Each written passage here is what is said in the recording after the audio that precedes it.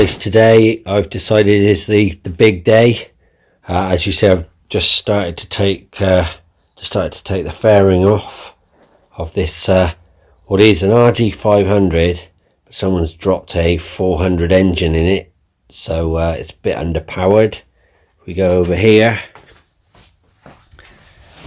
under here we can see we've got a stage 3 tuned Mark Dent prepared engine, and so I'm going to start taking the bits and drop this one in.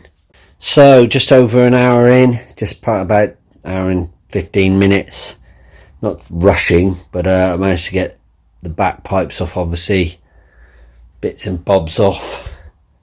You know, it's basically I'm collecting all here, coils, back pipes. I'm just about to take the front pipes off, and it's going quite well so far. Took out the battery in the coils and loosened this off, so when doesn't look like I'm that far away from being able to pull that lump out. Okay, it's taken me about 5 hours because I've been just taking it easy, but as you see, I've got the engine out. It was a right pig. I'm not quite strong enough. I'm not as nimble and strong as some of you guys, or what I used to be. So I've had to use a little jack. I've sold all my bottle jacks and things on eBay because I never thought I'd need them. So I found a little jack in the shed, that little one just down there, really old ancient thing, and I managed to just push the engine out of that back mount. Maybe I did it slightly wrong, because I think you're supposed to lift that first, but anyway, it was a pig. It was heavy.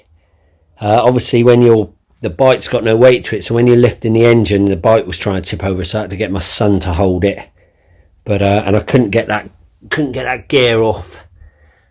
Interesting, that's a 16 tooth front sprocket, and I think it was a 41 or 42 on the back. I can't remember. Yeah, 41 I think. I can't remember, but anyway, now for the next part, getting this bad boy in without scratching it all up, because it's just been painted. Heavy. Okay, let's see if we can... Has it got its own carbs? Yeah, it's got its own carbs, yeah. What do the carbs do?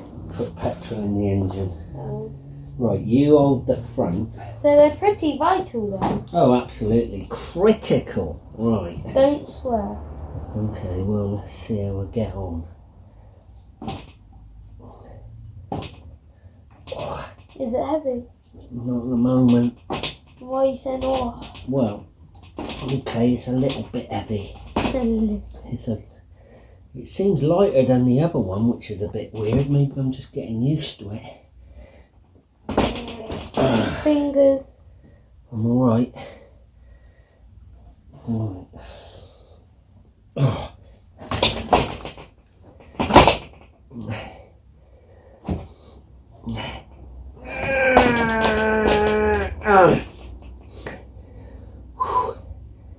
Right.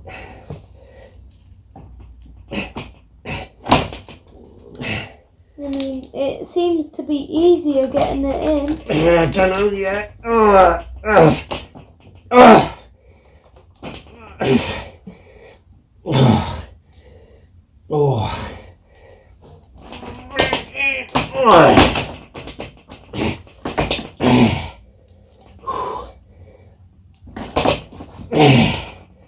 Yeah, this one. Benjamin, you ate all chocolate? Yes, one. Whoa, that is a lot easier. Really? It's not in the me fridge. back. I didn't do. You ate all chocolate. Alright, don't worry about it. No, I'm what? Benjamin's eating all the chocolate. Yeah. Cause Come on. I didn't eat all the chocolate. Oh, I don't know. Benjamin's eating all the chocolate on a Sunday afternoon. What do you mean? Oh, that was easier. That was a lot easier than getting it out, wasn't it? Yeah. Should it sound different? Oh yeah, it'll sound meaty. Whereas the other one sounded like a squashed fart. Have you got another bike? Yeah, we got another bike, yeah. What's that on the floor there? I don't know. But there it's in, so let's bolt it back together and happy days. Can I go now? Yeah, thanks. Okay, so as you can see, I've got this engine in. It was a lot easier to get in than the one that I had to take out. The one ball ache is I've got to take this lower arm off. I've got it on a jack, so that's no problem. I've just got to take that out again. I put it in once and forgot these. I'm getting a bit tired, and then I've realised that these exhaust valves won't fit unless I lift the engine a touch. It went in, you know, the back bolts went in all easy, but I've ordered some of these gaskets, so I'm gonna have to wait till midweek for the gaskets to come, lift the engine, stick these exhaust valves in. My question is, are RG400 exhaust valves exactly the same as RG500? They look identical, because I'd like to use the ones off the old engine because they're in better condition. But anyway, it's in. Let's it won't be long now before this fires up, and that'll be something.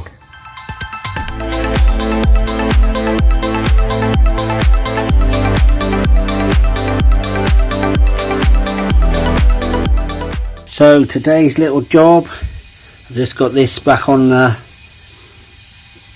jack, and I'm just going to put these little power valves in, or just exhaust valves I think they're called. Okay, I managed to get these little gaskets. Here's the valves, so I'll drop that in, and while that's happening, over here we've got some crackling spears. Oh yeah, that's working nicely, so I'm cooking carbs tonight. Hopefully they won't melt, only on a low heat, so yeah, hopefully that'll clean them up. Okay guys, I'm just putting this all the wires and continuing my rebuild, and then this little boot here, which I'm sure everyone knows where it is, it's sort of just under the tank stroke seat. I'm not sure what this green and black wire is for. Now I can't find any wire that links to it. The blue one there obviously goes to the blue. This is all wired up, but there's just this one, and I'm tempted to think that that doesn't go to anything, but that's a bit weird.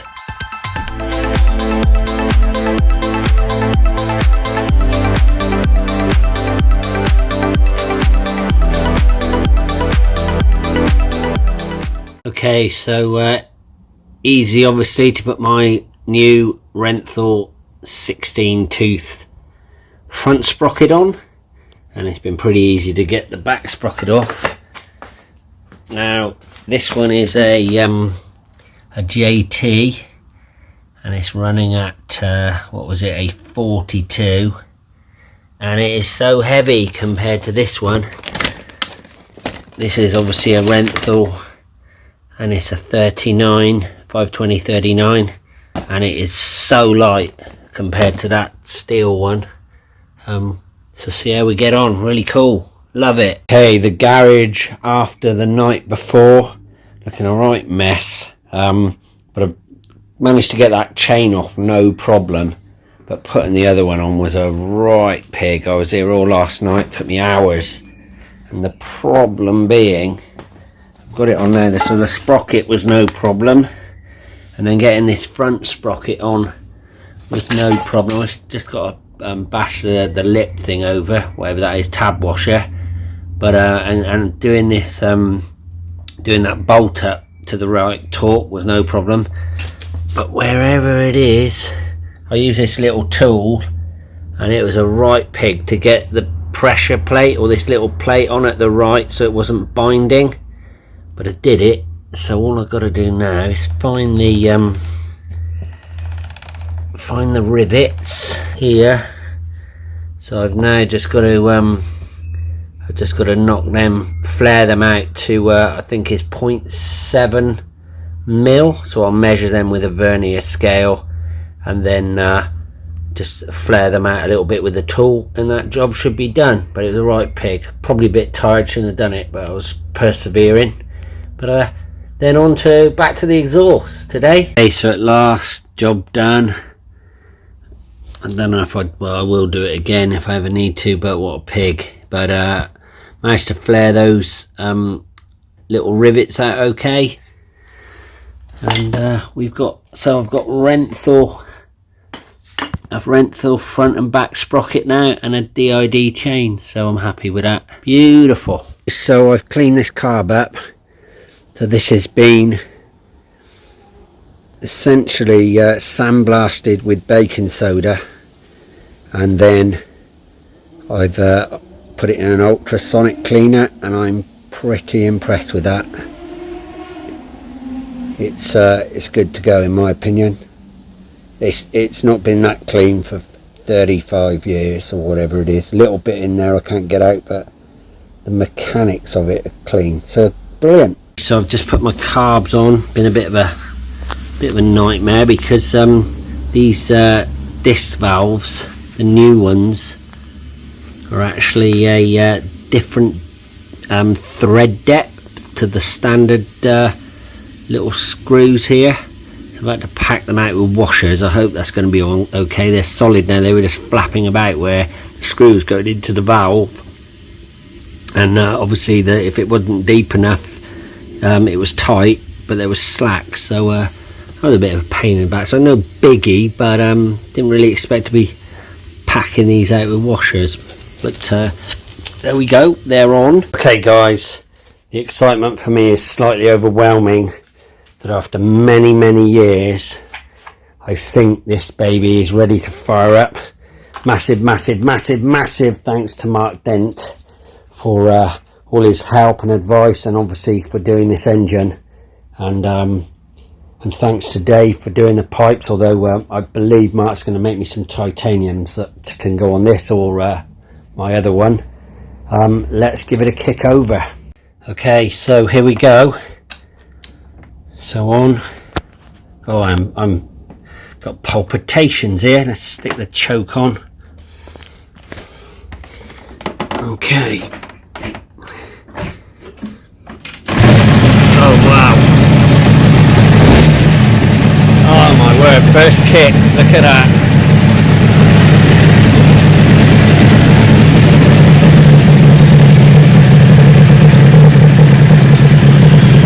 Bit worried that it's getting enough oil.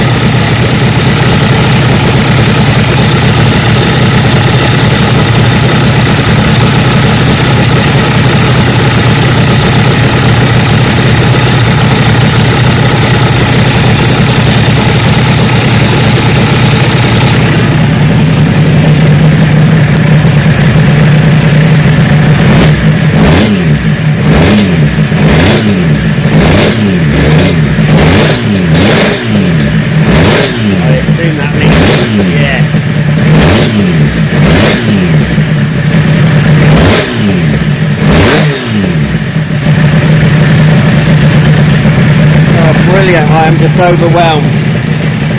overwhelmed. Okay, so the final pieces of the puzzle, just putting the fairing panels back on. I've done the chain.